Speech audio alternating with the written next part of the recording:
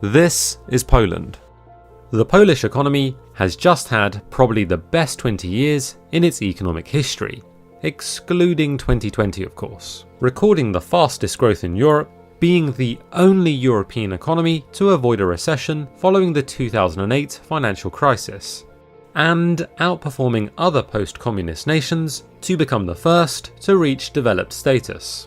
However, it's fair to say that Poland often receives less attention than it deserves, despite regularly being touted as Europe's growth engine. This raises all sorts of questions, like how has Poland done so well?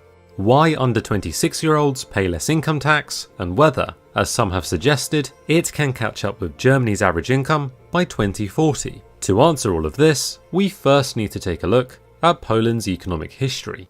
So, how has Poland's economic history shaped the country today? The nation, through the Poland-Lithuania Empire, used to be one of the largest countries in Europe, as this map shows. But whilst it possessed an income 60 to 70% of the Western European average, adjusted for purchasing power parity, this declined to around a third by 1989. In addition to being invaded frequently, particularly in the 20th century, one reason is that Poland, like a lot of Eastern Europe, missed out on rising trade following European contact with the Americas.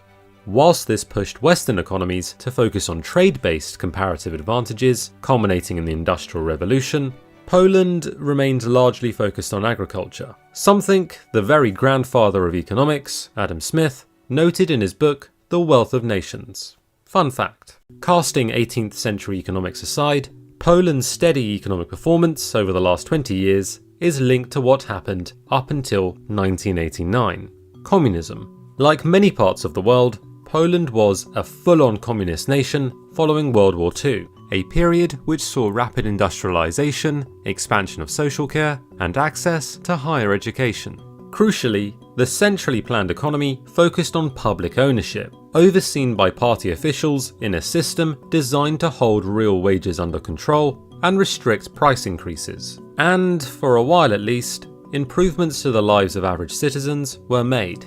But it's important to remember that the communist era wasn't one policy or one strategy. The economy over the 45-year period was constantly evolving, though not necessarily in the direction most economists or average citizens hoped for.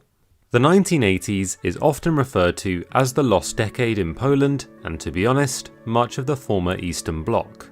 Yet, even before communism officially ended, the country had begun to open up. The government passed laws to allow the creation of private businesses, which resulted in Poland possessing the largest private sector in Eastern Europe. Also, the country started to join the institutions which would prove so crucial to later success. For example, in 1986, Poland joined the World Bank and rejoined the IMF after leaving it in 1950 during the start of the Cold War, with the late 80s seeing the central bank given independence and its regional branches laying the foundations to later become commercial banks in their own right. And remember, all this happened in the twilight years of communism. Yet, the country's economic fortunes only really started to change after the economic revolution of 1989, and not even straight away, as we're about to find out. Why did Poland use shock therapy?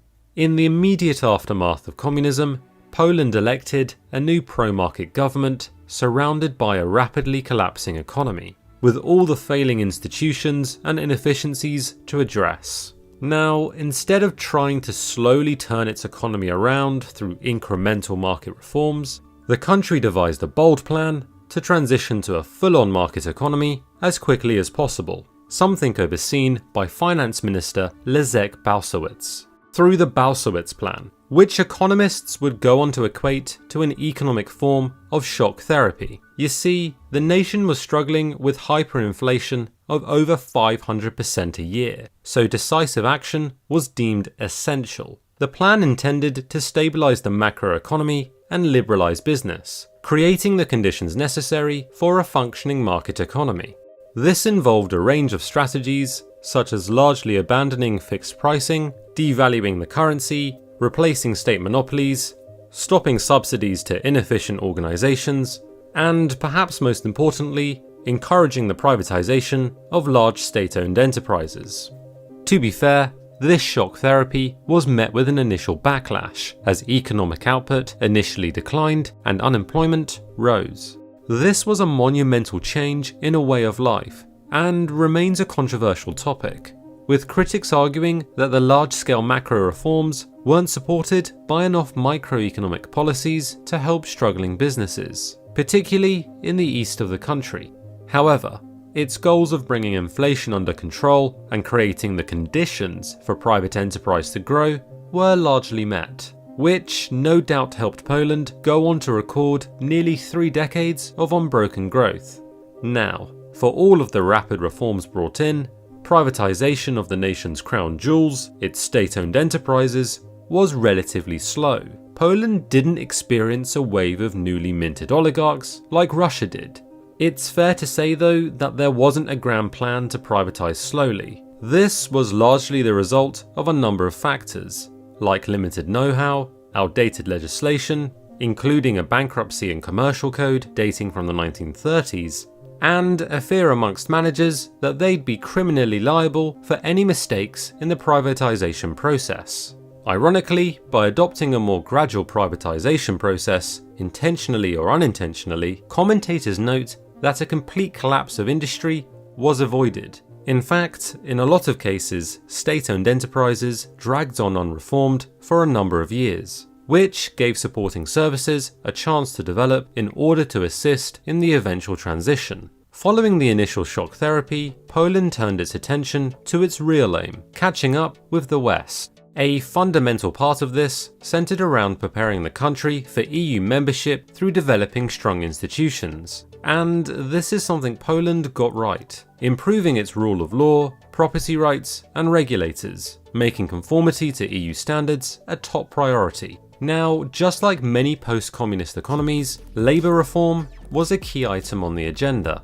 Whereas previous policy had favoured collective wage bargaining, this was decentralised, and the role of government changed to act more as a referee between workers and employers, something which helped improve competitiveness. And these labour reforms have been beneficial to Poland's average wages, which have increased 5-fold since the late 90s, albeit from a low base. Yet, despite coming a long way, by the time Poland entered the EU in 2004, it was far from an economic utopia, even though it had grown so quickly from its low base. Unemployment had increased to over 19%, which is something which really helps put into context what happened next. Why was EU membership a game changer? Membership of the EU meant Poland became part of one of the most lucrative trading blocs in the world, where it could truly capitalise on its position between the economic powerhouse of Germany and the Eastern European market. Key to this success was ensuring it had the infrastructure in place to take advantage of its new position, something assisted greatly by access to the EU structural funds. These are funds all EU nations contribute to, which are then redistributed to help develop regions. Basically, a membership fee. Now, no EU member has received more money from these funds than Poland. And for context, net EU transfers amounted to more than 3% of GDP in 2018. And overall, this isn't money that it has wasted either, putting it to good use by upgrading and expanding its infrastructure. In fact, Poland has been so successful at capitalising on EU funds that it's anticipated to receive considerably less in the next EU budget, suggesting the strategy is at least working in Poland's case. EU membership is far more though than just EU funding. Free movement of goods and services have made Poland a great place for foreign companies to set up shop. The nation's comparatively lower wages, ease of access, and highly skilled workers make it an attractive proposition, going a long way to explaining why Poland performs so strongly in attracting foreign direct investment, ranking third in Europe after the UK and Russia, according to FDI intelligence. Also, a separate 2013 study found that over a quarter of jobs in the private sector were based on foreign-owned companies, with foreign firms accounting for over half of the nation's goods exports, a loose indicator of how integrated the nation has become to global supply chains. However, EU movement isn't just about goods and services, it also involves people. The ability to move to a host of more developed markets and earn higher wages proved very attractive. By 2018, an estimated 2.5 million Poles were working abroad, having quite the economic impact. According to the Prime Minister, this has meant income per head is at least 5% lower as a result, despite seeing a substantial surge in remittances following easier movement. But, interestingly, just as Poland has seen high rates of emigration, 2018 marked the third consecutive year it topped the OECD for temporary labour migration, attracting over 1 million workers, issuing more visas to foreign workers than any other country in Europe, particularly to those from neighbouring Ukraine, which is unsurprising given the country's strong economic growth record, growing around 4% per year since joining the EU, 3 times the EU average. Taking a step back though, Poland still ranks 22nd in the EU for GDP per capita. However, it does have a plan to close the gap, with a report by the Warsaw School of Economics noting that if it could replicate its growth over the last 20 years, it could catch up with Germany's income per capita by 2040, an optimistic scenario as growth is set to trend down. What's Poland's plan to close the gap? Well, a great deal of effort has been placed on taking advantage of its large domestic consumer market. Domestic consumption comprises over 60% of GDP, exceeding the EU average, one based on a strong labour market and years of solid wage growth. However, the nation is under pressure from an ageing population. It's estimated that the workforce peaked in 2014. To help raise consumption, the government has brought in a generous payment system for families, known as Family 500+. And this is significant, dramatically reducing extreme poverty, though critics suggest that this has led to lower female participation in the labour force. Now, as mentioned earlier, emigration is still a big issue. To help stop its young workers from leaving, Poland has abolished income tax up to an income cap for citizens under the age of 26, a more unique approach to a persistent problem, though perhaps its most interesting approach has been a strategy of increasing nationalisation. Despite undertaking a huge privatisation drive in the 90s, recently this has been reversed for certain sectors. For example, the second largest bank in Poland was renationalised, part of a wider trend with over half of banking shares believed to be publicly owned. This drive to nationalise is linked partly to reducing inequality, particularly in the East, which has historically suffered more from the fall of communism. And this goes to show how despite all the progress, the economic scarring from communism and policies like shock therapy in its wake are still very much there. So overall, we've seen Poland's strong economic performance over the last 20 years was partly the result of starting from a low base, but also due to excellent reforms and taking full advantage of EU membership. The country has leveraged its comparative advantage in cheap labour within the single market.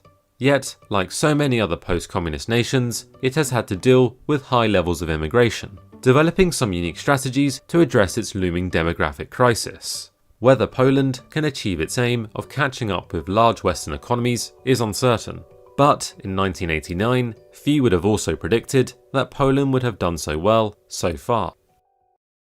Now it's over to you. Do you think Poland's economic transformation deserves more recognition? Has Poland created a recipe for other economies to follow? This is a huge topic which we didn't get to cover in as much detail as we'd like to, such as political factors which were not the intended focus of the video. However, we'd be very interested in what your thoughts are in the comments below. If you enjoyed this video, consider giving us a like, and if you think we've earned it, subscribing. Also, don't forget to click the bell button to turn on future notifications. And as always, see you in the next video.